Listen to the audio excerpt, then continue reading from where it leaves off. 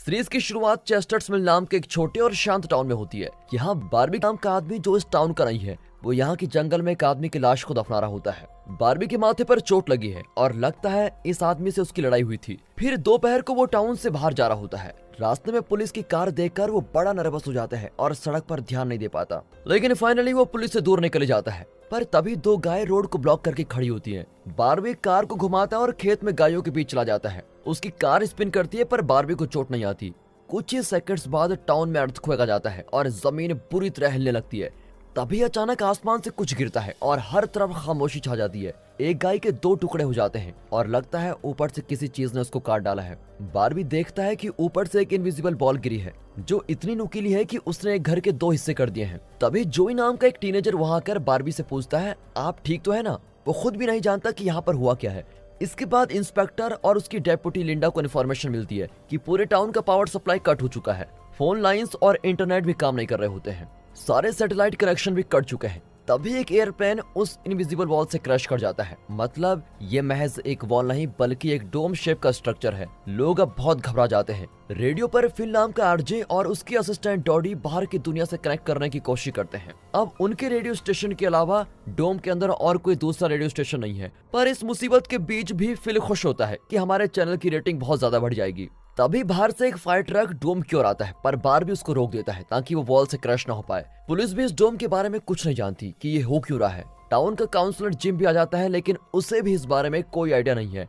उसे बताया जाता है कि टाउन के सारे रास्ते सील किए गए हैं और इस वजह से कई एक्सीडेंट्स हो रहे हैं। अब एक्सीडेंट्स को रोकने के लिए वे तुरंत एक इमरजेंसी अनाउंसमेंट करना चाहते हैं। टाउन के दूसरे कोने में जूनियर और एनजी रोमांस कर रहे होते हैं। एनजी जोई की बड़ी बहन है और एक वॉलंटियर नर्स भी है। लेकिन जब जूनियर एनजी को प्रपोज करता है तो वो कहती है, मैं तुम्हारे बारे में ऐसा फील नहीं करती। इस बात पर दोनों में आर्गुमेंट होती है और एनजी उसको थप्पड़ मारकर चली जाती है। दूसरी ओर दो माएं कैरोलिन और एलिस और उनकी बेटी नोरी अपने काम के लिए टाउन की ओर निकलती हैं। वे नहीं जानते कि यहाँ पर हो क्या रहा है। फिर चेस्टर्सविल की इन्वेस्टिगेट जर्नलिस्ट जूलिया को दिखाते हैं। एक औरत उसे बताती है कि इस हफ्ते प्रोपेन के 6 टैंक टाउन में पहुंचाए गए हैं और ये बहुत ही अजीब बात है। जूलिया सोचती है कि इतना सारा फ्यूल टाउन में जा रहा है, मतलब जरूर कोई गड़बड़ है। वो कहती है, मैं इसकी छानबीन करूंगी। अब जिम रेडियो स्टेशन में जाकर इमरजेंसी अनाउंसमेंट करता है। कैरोलिन उसे सुनती है लेकिन उसे कोई एडवर्टाइजमेंट समझकर इग्नोर ही कर देती है। अब इससे पहले कि उनकी कार डोम से क्रैश करे, अपोजिट साइड से गाड़ी उस पर क्रैश हो जाती है और ये देखकर तो वे बिल्कुल शॉक हो जाती हैं और तुरंत गाड़ी रोक देती हैं। पर तभी नोरी को दौरा पड़ता है और वो किसी पिंक स्टार की बात करती है। दोनों उसको हॉस्पिटल लेके जाती हैं जहाँ पर एक्सीडेंट के केसेस भरे पड़े होते हैं। जूलिया और बारबी जूलिया के पति को देखने हॉस्पिटल आए होते हैं। फिर जूलिया को पता चलता है कि उसका पति संडे को काम नहीं करता, लेकिन वो जूलिया से झूठ बोल रहा था। बाहर बारबी और एनजी बात कर रहे होते हैं और उन्हें साथ देखकर जूनियर बहुत जलने लगता है क्योंकि वो एनजी के लिए बहुत पॉजिटिव हो गया है। अब टाउन के बॉर्डर को मिलिट्री सोल्जर्स गार्ड कर रहे होते हैं। साइंटिस्ट्स और एक्सपर्ट्स रिसर्च में लगे होते हैं कि ये डोम क्या है और यहाँ पर क्यों गिरा है। अब कुछ घंटों बाद जिम इंस्पेक्टर से मिलता है और दोनों प्रोपेन के बारे में डिस्कस करते हैं। जिम कहता है कि टाउन को बचाने के लिए हमसे जो कुछ हो सका हमने कर दिया। उनकी बातों से लगता है कि वे इस डोम के बारे में जरूर कुछ जानते हैं लेकिन इस बारे में बात नहीं करना चाहते। बारबी यहाँ सिर्फ एक दिन के लिए आया था और अब उसके पास रहने के लिए कोई जगह नहीं है। उस रात जूनियर बारबी से बात करने के बहाने उसको धमकाता है पर बारबी कंफ्यूज होता है कि ये मुझे क्यों धमका रहा है। लेकिन तभी जूलिया बीच में आ जाती है। इस इमरजेंसी सिचुएशन में भी टीनेजर्स पार्टी कर रहे होते हैं। अब जो एक लड़के से मिलता है और वे इस सिचुएशन के बारे में डिस्कस करते हैं। तभी अचानक उसे दौरा पड़ता है और वो पिंक स्टार का नाम लेता है। नोरी ने भी बिल्कुल यही कहा था। दूसरी ओर जूनियर एनजी के घर में घुसकर उसको किडनैप कर लेता है और उसे अपने पिता के एक पुराने शेल्टर में लेके जाता है। वो कहता है कि जिम मेरे पिता हैं और उन्होंने मेरी सेफ्टी के लिए ये शेल्टर बनवाया था। मैं ये भी जानता हूँ कि टाउन में क्या हो रहा है। यहाँ जूलिया बारबी को अपने घर में रहने देती है। जूलिया के पति की फोटो देखकर बारबी बिल्कुल चौंक जाता है क्योंकि सुबह बारबी ने इसी को दफनाया था। वहाँ पेट्रोल करते वक्त इंस्पेक्टर का पेसमेकर फट जाता है और वो मर जाता है। तभी फ्लैशबैक में दिखाते हैं कि सुबह बारबी जूलिया के पति से किसी पेमेंट के बारे में पूछने आया था पर डॉक्टर ने पेमेंट देने से इनकार कर दिया और दोनों के बीच हाथापाई हुई थी। इसी बीच बारबी ने गलती से उस पर गोली भी चला दी थी। बारबी खून का इल्जाम अपने सर पर नहीं लेना चाहता था क्योंकि वो तो बस एक हादसा था, इसीलिए उसने डॉक्टर की लाश को जंगल में दफना दिया था। जब बारबी सुबह उठता है तो उसका नेकलेस गायब होता है। जूलिया कहती है कि मैं उसे ढूंढूंगी, लेकिन बारबी को याद आता है कि उसने नेकलेस कैबिन में छोड़ दिया था जहां उसने जूलिया के पति को मार डाला था। यह इंस्पेक्टर की लाश को हाथ में लिए लिंडा बहुत रोती है अब जोई अपने फ्रेंड बैन के साथ होता है जिसने कल रात उसकी मदद की थी। बैन पूछता है कि कल रात दौरा पड़ने के बाद तुमने पिंक स्टार का नाम क्यों लिया, पर जोई को तो कुछ भी याद नहीं है। रेडियो स्टेशन में डॉडी अपने स्पेशल डिवाइस से बाहर की दुनिया से कनेक्ट कर पाती है। वो सोल्जर्स की बातें सुन सकती है लेकिन उनसे बात नहीं कर पाती। सोल्जर्स भी कंफ्यूज हैं कि ये इनविजिबल डोम क्या चीज है। वहाँ जिम एक रेस्टोरेंट में अपना ब्रेकफास्ट एंजॉय कर रहा होता है। तभी लिंडा आकर बताती है कि इंस्पेक्टर की मौत हो गई है। दोनों तुरंत लेस्टर नाम के आदमी के पास जाते हैं जो अंतिम संस्कार करवाता है। शेल्टर में एंजी मदद के लिए चीखती चिल्लाती है लेकिन कोई फायदा नहीं होता। इससे पहले कि वो दरवाजा तोड़े, जूनियर आके उसको एक चेन से बांध देता है। वो कहता है कि इस डोम की वजह से तुम मुझसे नफरत करने लगी हो, जब डोम हट जाएगा तो तुम फिर मुझसे प्यार करने लगोगी। लगता है ये एक साइको है। अब इंस्पेक्टर की मौत की खबर सुनकर लेस्टर बहुत दुखी होता है क्योंकि इंस्पेक्टर उसका फ्रेंड था। फिर लिंडा की गैर हाजिरी में दोनों पिछले महीने हुए प्रोपेन इंपोर्ट के बारे में कुछ बातें करते हैं। दरअसल इंस्पेक्टर और ये दोनों टाउन के लोगों से कोई बात छुपा रहे थे। कुछ घंटों बाद जब लिंडा इंस्पेक्टर के ऑफिस जाती है तो वहाँ जिम कुछ ढूंढ रहा होता है। जिम कहता है कि मैं अपनी वसीयत चेक करने आया था और लिंडा को उस पर विश्वास हो जाता है, लेकिन असल में वो प्रोपेन इंपोर्ट के कुछ डॉक्यूमेंट्स उठाने आया था क्योंकि उन डॉक्यूमेंट्स की वजह से वो और लेस्टर मुसीबत में पड़ सकते हैं। लेकिन यहाँ पर उसे डॉक्यूमेंट्स नहीं मिलते, इसलिए वो लेस्टर से कहता है कि वो इंस्पेक्टर के घर पर चेक करे। वहाँ जूलिया रेडियो टावर पर जाकर पता लगाती है कि एक स्पेशल डिवाइस की मदद से वे डोम के बाहर खड़े सोल्जर्स की बातें सुन सकते हैं। उसे पता चलता है कि वे डोम के नीचे खोदकर रास्ता बनाने की कोशिश कर रहे हैं लेकिन सफल नहीं हुए हैं। अब वो इस बात को रेडियो पर पूरे टाउन में ब्रॉडकास्ट करती है।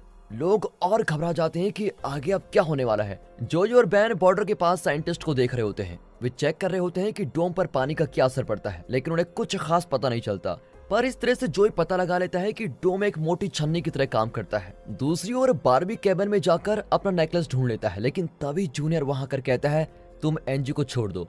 बारबी समझ जाता है कि यह आदमी पागल है और कहता है मैंने उसको पकड़ा ही कब था जो छोड़ दो, मुझे काम है, तुम यहाँ से चले जाओ। जूनियर तो अब लड़ने पे उतर आता है लेकिन बारबी आसानी से उसको हरा देता है। अब लेस्टर इंस्पेक्टर के घर का ताला तोड़कर प्रोपेन इंपोर्ट के पेपर्स को देख लेता है। वो पेपर्स को जला देता है लेकिन आग तेजी से फैलकर पूरे घर को जलाने लग जाती है। अब कई लोग घर के बाहर जमा हो जाते हैं और आग बुझाने की कोशिश करते हैं, पर फायर ट्रक के बिना ये नामुमकिन लगता है। अगर ये घर जलता रहा तो डोम के अंदर टेम्परेचर इतना बढ़ जाएगा कि सभी मारे जाएंगे। सभी मिलकर फिर पानी लेके आते हैं और आग को बुझाने लगते हैं। अब अंदर से लेस्टर की चीख सुनकर लिंडा अंदर जाकर उसको बाहर खींच के लेके आती है और उसे पैरामेडिक्स के हवाले करती है। 1 घंटे की कोशिश के बाद आग बुझने की बजाय फैलती जाती है। फिर जिम एक लोडर की मदद से सिचुएशन को कंट्रोल करता है। अब डोम के अंदर के लोग इस तरह डर डर कर जीने से थक चुके हैं। उनमें से एक पुलिसमैन जिसका नाम पॉल है, वो तंग आकर कहता है कि हम यहाँ से कभी बाहर नहीं निकल सकते और जल्द ही हम एक दूसरे को मार डालेंगे। वो ऊपर की ओर गोली चलाता है जो डोम से बाउंस होकर दूसरे पुलिस ऑफिसर को लग जाती है। वो बेचारा ऑफिसर मारा जाता है और पॉल को अरेस्ट किया जाता है। जब अंधेरा होता है तो जोई और उसके फ्रेंड्स स्केटिंग करने जाते हैं। तभी नॉरी उससे कहती है मुझे अपना फोन रिचार्ज करना है। जोई उसे अपने घर लेके जाता है जहाँ एक जनरेटर है। यहाँ लिंडा पॉल को लॉकअप में बंद करने के लिए जाती है और तब स्टेशन के बाहर भीड़ जमा हो जाती है। सभी पुलिस सिस्टम से नाखुश होते हैं और उनके खिलाफ नारे लगाते हैं।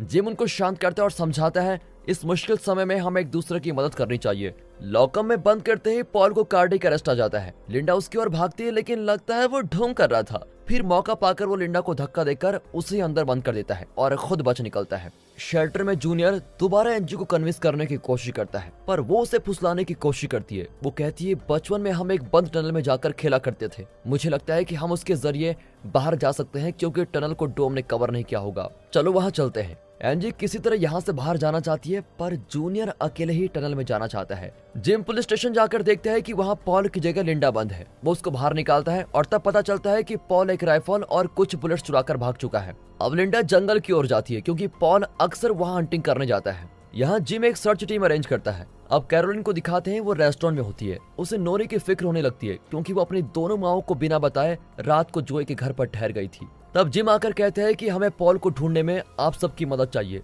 बारबी भी उनके साथ जुड़ जाता है और अब सब जंगल में जाकर पॉल को ढूंढते हैं। वहाँ बारबी अपनी काबिलियत दिखाता है और बताता है कि वो मिलिट्री सोल्जर था। जूनियर टनल की ओर जाता है और जूलिया उससे पूछती है इस तरह बैकपैक के साथ कहाँ जा रही हो। वो बड़ा नर्वस हो जाता है और इस वजह से जूलिया को उस पर शक होता है। वो जूनियर को फॉलो करके टनल तक पहुंच जाती है। जोई और नोरी ब्रेकफास्ट कर रहे होते हैं। जोई बहुत नर्वस होता है क्योंकि उसने पहले कभी किसी लड़की से बात नहीं की थी, पर नोरी तो बहुत कॉन्फिडेंट और मजाकी किस्म की लड़की है। उनकी बातों के बीच बैन 2 और लड़कियों को वहां पे लेके आता है जो अपने फोन से रिचार्ज करवाना चाहती है। वो जनरेटर से उन्हें इम्प्रेस करना चाहता है। ना चाहते हुए भी जोई उनको अंदर अलाउ करता है।